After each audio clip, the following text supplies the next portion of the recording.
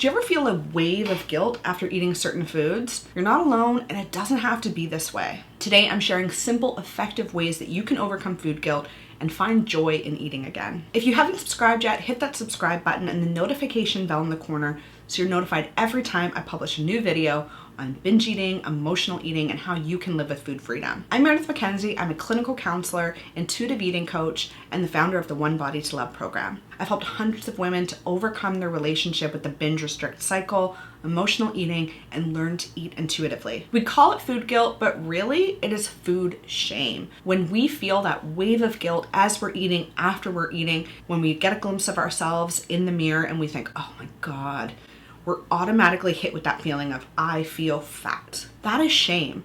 That is the shame that we are less than as a human being, that we are worth less, that we are not as important or special, as beautiful, as acceptable, as lovable as someone else because of how our body looks. And because of this, food guilt impacts how we interact with other people in our lives, how we relate to ourselves, the other activities that we're able to invest ourselves in because of what we think our worth is, and leads to a whole host of negative emotions that we have to carry with us. And it can be even worse when we associate what we're eating and the nutritional value of those foods with our health, then piling on even more shame because we feel like we're bad people for not eating in a more healthful way, or we don't allow ourselves to eat other foods that don't fit into a specific little box because we're scared of what that would mean for our health. And food guilt can show up in different ways. It can look like needing to justify to other people around us why we're eating what we're eating. Oh, I haven't eaten all day. It's okay. I'm just having this little bit. Or making promises to yourself that you'll work out harder the next day. You're gonna make up for it somehow. Or maybe even expressing remorse, like, ooh, I'm being bad right now. I shouldn't be having this, but I'm gonna do it anyways. Let's just be naughty. It's all of those all or nothing, good or bad evaluations that we make about ourselves based on what we're eating. Then to take it a step further, it leads into those negative statements we make about ourselves in relation to what it is we're eating. Like, ugh, I'm so gross. I'm so disgusting. I can't believe I ate that. So it's not just about the behavior that we're engaging in, but it's how we feel about ourselves in response to what we're eating. And every now and then on this channel, I step onto my soapbox and I try to hit home that these ideas and the way we evaluate ourselves based on what we eat and how we look are all conditioned through our culture and our society. It's the messaging that we receive that we are less than if we occupy a larger body, if we eat certain foods, that we're lazy, that we're not as attractive, that we're not as lovable, and it is simply not true. Yes, it's so much easier to think of others than to think of ourselves, but I want you to imagine, of your friends, of your family members, anybody who occupies a larger body, do you think less of them because of that? Do you think that they're less of a good friend? Are they less of a good parent, less of a good sister? Whatever it is, do you think that they are not as good of a human being because of their body? And we need to give ourselves the same compassion. While many of us still struggle with internalized fat phobia, myself included, it's something that's so hard to break. And I don't even know if it'll ever fully go away. When we carry around these beliefs without questioning them, it can really lead to detrimental food guilt and impact our everyday experiences with food. So now I'm going to share with you 5 ways that you can reduce the food guilt that you experience. The first one is to stop labeling foods as good or bad. And that can feel like a big one because we have been indoctrinated to believe that there are good foods and bad foods in our world. Just look at all of the marketing around there. We see things are sinful or the guilty pleasure. So many marketing dollars go into psychologically impacting how you feel about food and your purchasing power. So you might even want to make the decision for yourself to stop buying foods that have that kind of labeling on them and to imagine that all foods are equal, none of them have a moral value. Yes, our foods are going to give us different sources of energy, different nutrients. Some are for just the value of fun and for enjoyment and relaxation and celebrating with friends. But there is no inherent value to our food, and eating those foods do not make us better or less than of a person. So to stop doing this, it can simply be trying to be more aware of when those foods are labeled in that way,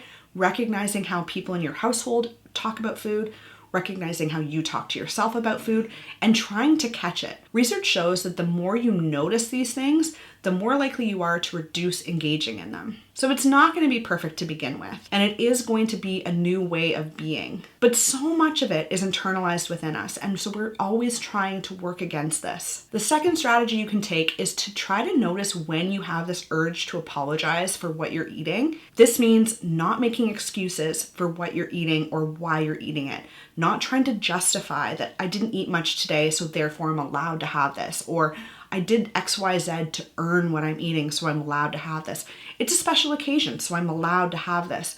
There is no justification needed for eating anything. You can eat it because you want it, because you like it, because you're hungry for it. All of those are acceptable reasons to eat, and you don't need to earn what you're eating. You also don't need to compensate later. You don't need to move your body a certain way. You don't need to restrict your food in other ways afterwards. You can eat the food that you're eating that's placed in front of you right now just because. So adding to this, also noticing the specific environments that you find yourself more likely to apologize for your food. Is it around certain people?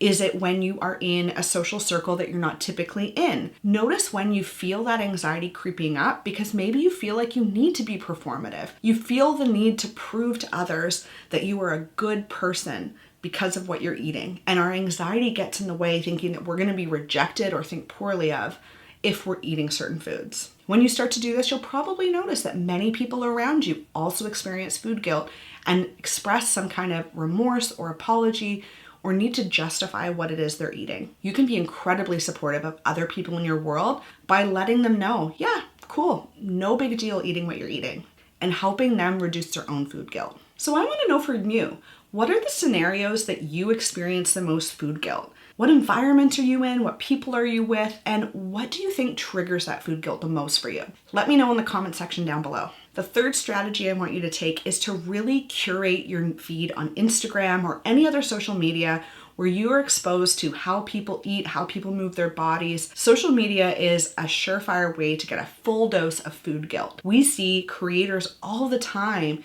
justifying, apologizing, explaining away why they're eating certain things. I did a video a few weeks ago on what I eat in a day videos, and I'll just link it right here. But there are so many creators out there who feel the need to explain why they're eating what they're eating, and at the same time demonstrating this to everybody. Performative eating, performative grocery shopping is something that I work on with so many of my clients in my practice, because so many of us feel like we're going to be judged if we purchase certain foods, or people are making assumptions about what type of person you are and that they can see into your world just based on what is on your plate in that moment or what is on the conveyor belt at the grocery store. So be really mindful and intentional about who it is that you're following on social media and who it is that you're exposed to, because those are people that are going to really impact how you feel about yourself and your own urges to apologize or to feel like you need to justify why you're eating what you're eating. So this slides really nicely into my fourth strategy, and that is to be mindful of your company that you keep. Who are the people that you're eating with regularly? Are there certain people that you feel more comfortable being yourself, eating what you want, without the need to performatively eat or to justify what it is that you're eating? These are the people that you want to spend more time with. And the people that you feel really uncomfortable around or the need to explain or be careful about what you're eating in front of, maybe those are people that you want to dine with less frequently or engage with when it's not about food and eating and meal times. I'm going to guess that if you curate your feed and you change who you're spending your time with for even a 2-week time period, you're going to notice massive changes in your own experience of food guilt. These are real world ways that you can make instantaneous shifts in how you feel about yourself and food. And take note of it after and how it impacts you and how you feel about yourself. And my final strategy, and possibly one of my favorites, is to gradually increase the permission that you give yourself to eat certain foods. The way I like to do this with my clients, and I will provide a case example of one of the clients that I've worked closely with. I will give this client a pseudonym for the purposes of this video to protect her anonymity and privacy. But Cheryl was a client that I worked with who felt the need to be performative in front of other people. She would eat in a way that she felt portrayed that she was healthy and that she cared about her body and was very careful in social settings with what she ate. But in the privacy of her own home, when she allowed herself to eat, she often found that she would overeat foods that she would typically not allow herself to eat in public, to the point where she felt uncomfortable and categorized these experiences as binges. So what Cheryl and I worked on was creating essentially a hierarchy of the different foods that she wanted to feel comfortable eating. She wanted to feel in control of being able to eat and not feel that she lost control when she did eat them. And also to release the power that these foods had over her, because she felt like she couldn't be near them without having large quantities and then feeling immense food guilt after. So what we did, and what you can do as well, is to give yourself permission that you want to try including more foods and to not feel guilty about them, and to list out the foods that you feel you would feel the most guilty about eating to the least guilty. And then from there, we start at the bottom. And sometimes what can be really helpful is to create what I call scaffolding. The way you would imagine a building going up and needing that support around it is that you don't just go out and free will buy all of these foods and bring them into your home, where you then feel at a loss of control and you overeat and binge, and then you're bound to feel food guilt. Instead, what you do is you choose one food, you pick a place that you feel would be safe and supportive. Maybe it's having an evening with a friend where you feel like that friend is a really supportive individual and you're going to share a treat together. Maybe it's going to a specific coffee shop or restaurant or somewhere that you would really enjoy the environment of eating that food, and you eat that food one at a time. Over several weeks, even months, you can approach all of the different foods on your list until you're able to eat them with minimal food guilt. It's actually quite a fun strategy, and I love going over the list with my clients and realizing how far they've come, how many more foods they've allowed into their diet, and that they don't feel that loss of control or really any guilt when they eat them, because they've been able to gradually repair this experience for themselves. So if you're wondering, okay, how do I take these first steps? I have created a really cool quiz for you. It will take you 5 minutes to fill out. It's called the Eating Personality Quiz.